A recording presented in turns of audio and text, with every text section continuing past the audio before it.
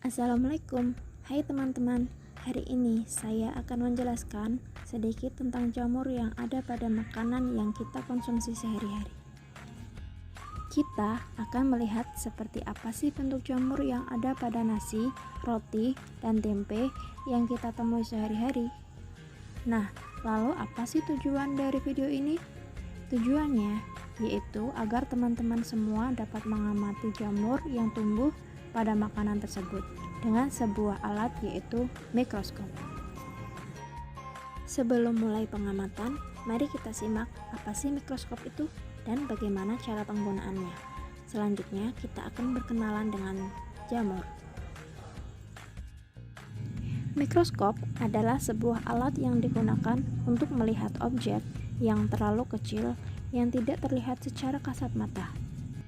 Jamur merupakan kelompok organisme eukariotik yang membentuk dunia jamur atau Rhizonium fungi. Jamur pada umumnya multiseluler. Tumbuh jamur tersusun dari komponen yang disebut hifa. Hifa membentuk jaringan yang disebut miselium.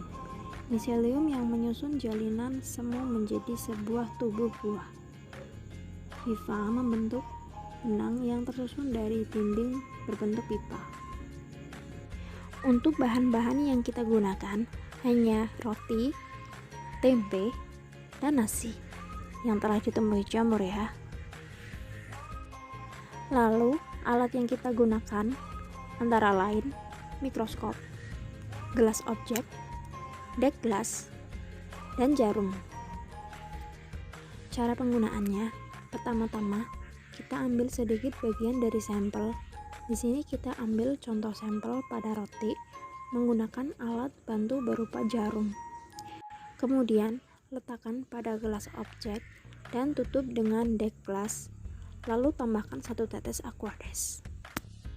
Bila sudah, letakkan sampel pada meja preparat pada mikroskop dan buka penutup lensa dan atur cermin sampai mendapatkan cahaya yang pas.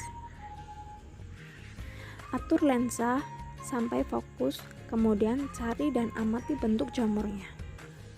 Sekarang kita ke data pengamatan.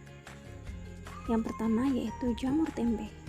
Pada jamur tempe terdapat jamur yang bernama Rhizopus oryzae. Nah, pada gambar ini adalah contoh pada perbesaran 40x10. Jamur pada tempe tersebut berwarna hitam.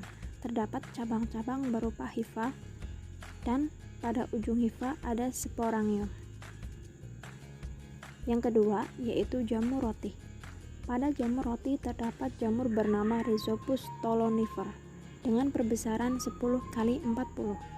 Pada gambar ini jamur berwarna hitam kehijauan, terdapat hifa tipis bercabang-cabang. Yang ketiga yaitu jamur nasi.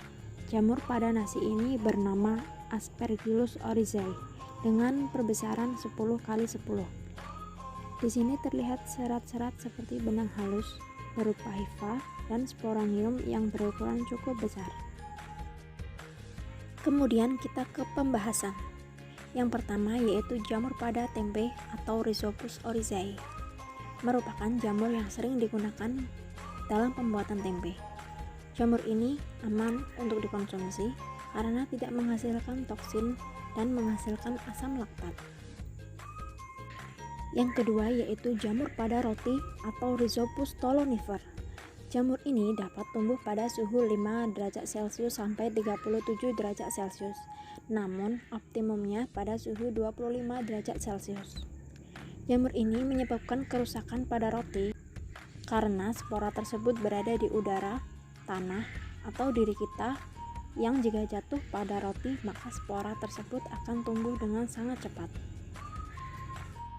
Organisme ini menyebabkan cetakan roti menjadi hitam dengan membentuk permukaan halus dari roti yang lembab menggembung ke angkasa.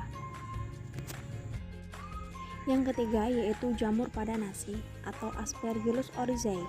Jenis spesies ini termasuk kosmopolit dan dapat ditemukan pada aneka substrat, terutama pada makanan berfermentasi. Hal ini karena Aspergillus dapat berkembang biak dengan kadar gula yang cukup tinggi, begitu pula dengan nasi, karena nasi memiliki kandungan glukosa yang amat tinggi. sehingga Aspergillus dapat tumbuh dengan baik pada nasi basi.